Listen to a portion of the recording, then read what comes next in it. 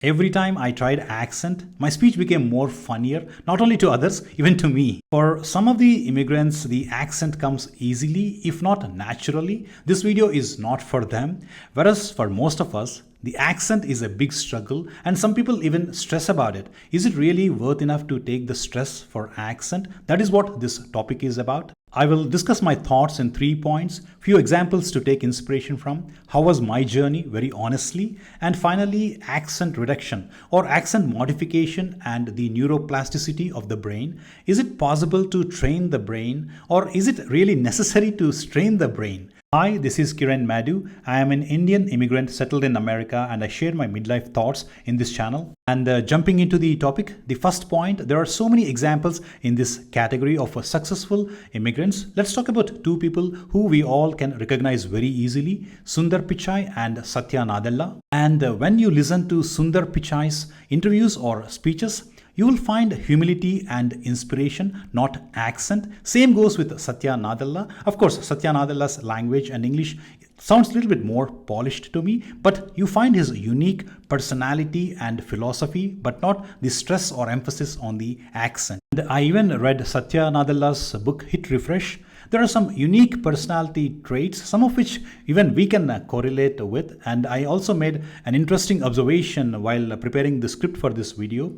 If you go back to YouTube videos of Satya Nadella, 10 years, 15 years, or even older, you will see Satya Nadella speaking with a little accent in some of the videos. If you listen to them, you will definitely notice the difference. The point I'm making here is our attitude towards the work, aptitude, and abilities to adapt to the changes. They dominate the journey of migration compared to the accent. So the bottom line, there can be so many such examples, but definitely accent is not something that you have to stress about. And moving on, the second point, how was my journey? I'll be very honest here. I was not only under stress, but I also strongly believed that the accent is very important when you migrate, and otherwise you will be judged. After living in the US for 15 years, that too in universities, definitely to the students who are migrating and for the people who are migrating in the academic line, I can say one thing, that my intuitions were a myth. Of course, I had my personal justification, as most of my formal education was in my mother tongue, Telugu, but still, as I was mentioning in the previous episode, the focus should have been on some more important things rather than on accent. If you have any personal experience or thoughts on this particular topic, please let me know in the comment section. If you are enjoying the content, please hit the like button. The years 2008 and 2009, when I came to America for the first time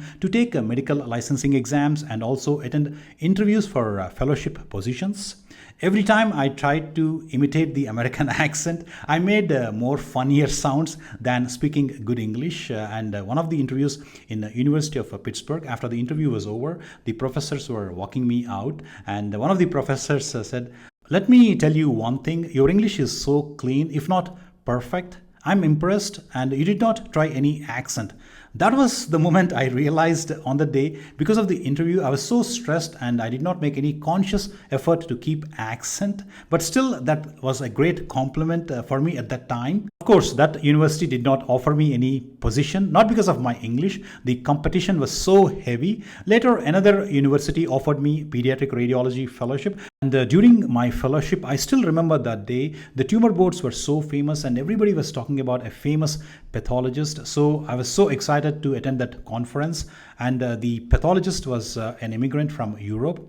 She is from Spain, and still she has very thick accent, but the pediatric surgeons, medical oncologists, like, they were so much impressed with her presentation. And these are so many examples I have seen in these 15 years. Europeans, South Americans, even Africans, they all have thick accent like Indians, but still it is your work and your skills can dominate the accent. This is one of the reasons, even after 10 years or 15 years after migration, people live with their accent and still can flourish in their own fields in the university life. And I have been teaching radiology in one of the prestigious universities in America, and in all these years, my ratings from the students have been pretty decent. I'm not only proud about it. More importantly, I love what I'm doing, the teaching part of my life and the teaching part of my job. And most importantly, I do it with whatever natural English I have, whatever communication skills I have. And the teaching and the communication part of it became one of the most beautiful and fulfilling aspect of my journey as an immigrant. And once I looked at the philosophical aspect of it, I never stressed about the accent.